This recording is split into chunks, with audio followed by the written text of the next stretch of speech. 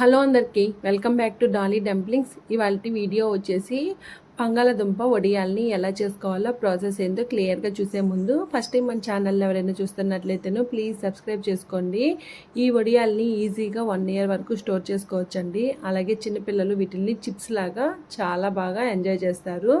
మీరు కూడా తప్పకుండా ట్రై చేయండి. ఇప్పుడు ప్రాసెస్ చూసేద్దాము. దీనికోసం ముందుగా నేను ఇక్కడ 1 kg వరకు బంగాళదుంపల్ని తీసుకొని శుభ్రంగా వాష్ చేసుకొని తీసుకోవాలి. అలాగే కాస్త పెద్ద సైజు ఉన్న బంగాళదుంపల్ని తీసుకోండి. ఇప్పుడు వీటి పైన ఉన్న పొట్టుని తీసేసుకోవాలి. చూడండి, అన్నిటికీ అదే విధంగా పొట్టుని తీసేసుకోవాలి.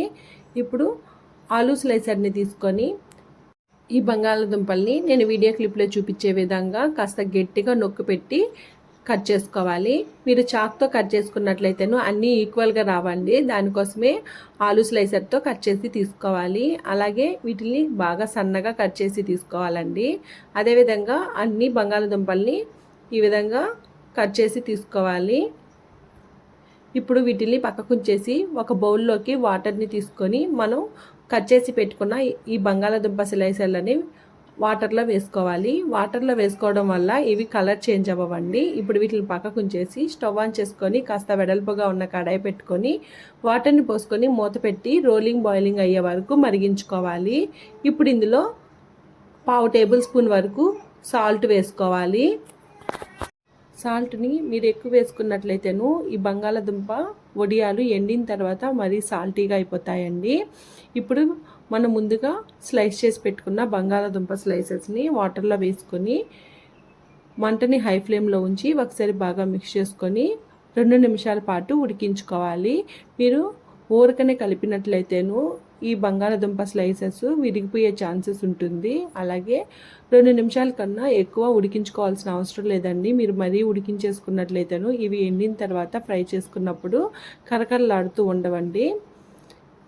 ఇప్పుడు 2 నిమిషాల తర్వాత ఏదైనా చిల్లుని గిన్నెని తీసుకొని ఈ వాటర్ని డ్రైన్ చేసుకొని ఆ గిన్నెలోకి వేసుకోవాలి.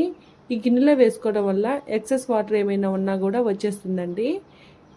ఇవి పూర్తిగా చల్లారిన తర్వాత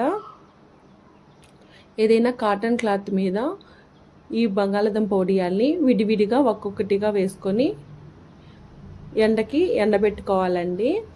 ఇవి ఎండలోనే పెట్టుకోవాల్సిన అవసరం ఏం లేదండి. ఫ్యాన్ కింద అయినా సరే ఆరిపోతాయి. నాకు ఇక్కడ నేను మార్నింగ్ ప్రిపేర్ చేసుకున్నాను. ఈవినింగ్కి ఈ బంగాళదుంప వడియాలు బాగా డ్రై అయిపోయాయండి. చూడండి, వీడియో క్లిప్లో చూపించే విధంగా ఎంత చక్కగా డ్రై అయిపోయాయో. ఇప్పుడు స్టవ్ ఆన్ చేసుకొని కడాయి పెట్టుకొని బంగాళదుంప వడియాలు వేయించుకోవడానికి సరిపడా ఆయిల్ వేసుకొని మంటని లో ఫ్లేమ్లో ఉంచి మనం ఎండబెట్టుకున్న వడియాల్ని విడివిడిగా ఒక్కొక్కటిగా వేసుకొని ఫ్రై చేసుకోవాలి. అలాగే ఈ వడియాల్ని వేయించుకోవడం కోసం ఆయిల్ మరీ హీట్ అవ్వాల్సిన అవసరం లేదండి. ఎక్కువ హీట్ అయినట్లయితేను వడియాలు కలర్ చేంజ్ అయిపోతాయి. ఆ విధంగా మీకు ఎన్ని వడియాలు కావాలో అన్ని వడియాలు వేయించుకోవాలి. అంతేనండి, బంగాళదుంప వడియాల్ని రెడీ అయిపోయాయి. వీటిల్ని చిన్నపిల్లలకి కాస్త పెరి మసాలాని వేసినట్లయితేను చాలా ఇష్టంగా తింటారు. రైస్లోకి కానీ స్నాక్స్గా కానీ ఇవి చాలా బాగుంటాయండి. తప్పకుండా మీరు కూడా ట్రై చేయండి. అలాగే మీకు ఎలా కుదిరిందో కామెంట్ చేయండి. మరిన్ని రెసిపీస్ కోసం ఛానల్ని సబ్స్క్రైబ్ చేసుకొని నోటిఫికేషన్ సింబల్ని ఆన్ చేయండి. Thank you for watching.